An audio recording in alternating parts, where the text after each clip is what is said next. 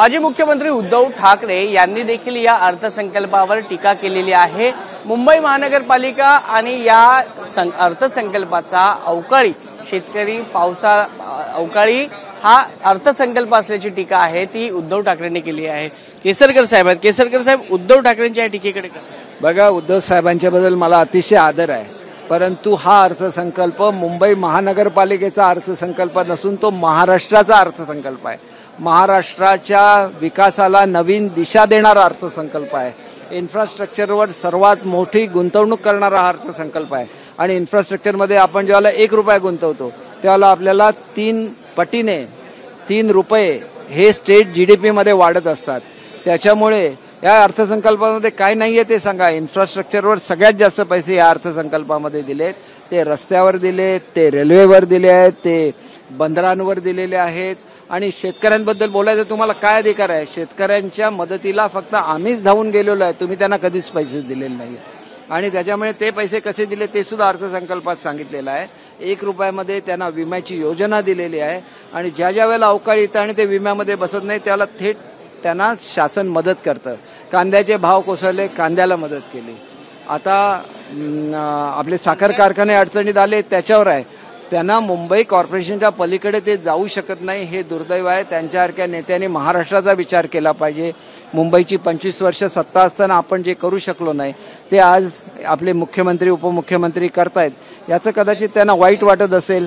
आजच्या कॅबिनेटमध्ये आम्ही या ठिकाणचे जे रिडेव्हलपमेंटचे प्रोजेक्ट होते त्याला सुद्धा मान्यता दिलेली आहे। त्याच्यामुळे आम्ही रोज काम करत असतो, रोज काम गरिबांसाठी करत असतो। असं म्हणणं आहे की महायुतीचा बजेट म्हणजे मित्रांना जास्त फायदा, कॉन्ट्रॅक्टदारांना जास्त फायदा नाही।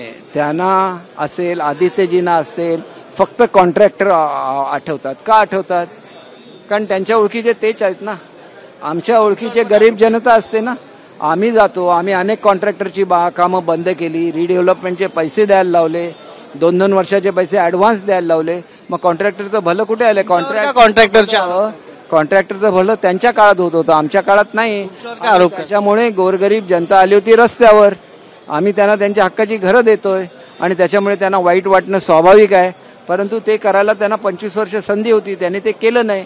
आम्ही ते करतोय आणि आम्ही ते वर्षात करून दाखवलं। तुमच्यावर का वारंवार कॉन्ट्रॅक्टदारांचा आरोप होते? तुमचे काय असे संबंध आहेत माझ्यावर? महायुतीचे?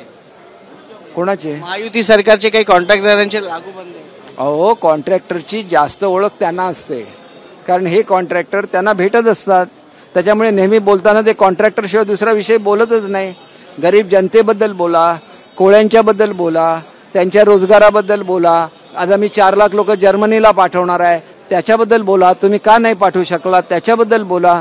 आणि म्हणून केवळ काहीतरी बोलायचं, लोकांकडून खोटी सहानुभूती करायचं, हे आता बंद करा। रिडेव्हलपमेंट करत असताना गरीब जनता मुंबईची रस्त्यावर आलेली होती, ती त्या ठिकाणी ट्रान्झिट कॅम्पमध्ये खितपत पडलेली होती। या सगळ्यातून आम्ही त्यांना बाहेर काढतोय आणि हे ह्या सरकारचं वैशिष्ट्य आहे। कॅमेरा पर्सन मनोज जयस्वालसह वैभव परब, एबीपी माझा। एबीपी माझा, उघडा डोळे बघा नीट।